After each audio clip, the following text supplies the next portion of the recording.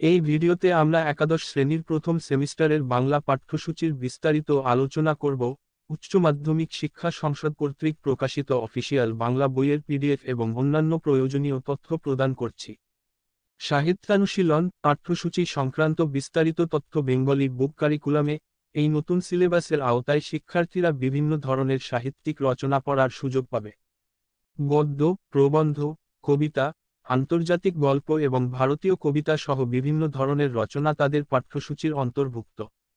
শিক্ষার্থীরা বিভূতিভূষণ বন্দ্যোপাধ্যায়ের পুইমাচা, বঙ্কিমচন্দ্র চট্টোপাধ্যায়ের বিড়াল, মাইকেল মধুসূদন দত্তের কবিতা, কাজী নজরুল ইসলামের সাম্যবাদী, গ্যাব্রিয়েল গার্সিয়া মার্কেজের অনুবাদিত গল্প এবং ভারভারা রাওয়ের কবিতা পড়ার মাধ্যমে তাদের সাহিত্য জ্ঞান সমৃদ্ধ করতে পারবে।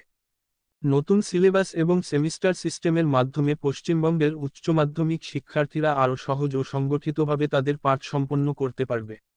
পাঠ্যপুস্তক আপাতত ওয়েবসাইটে পিডিএফ আকারে পাওয়া যাবে এবং পরবর্তীতে প্রিন্ট সংস্করণও প্রদান করা হবে। এই নতুন উদ্যোগ শিক্ষার্থীদের জন্য বাংলা ভাষা ও সাহিত্য শিক্ষার একটি গুরুত্বপূর্ণ পদক্ষেপ।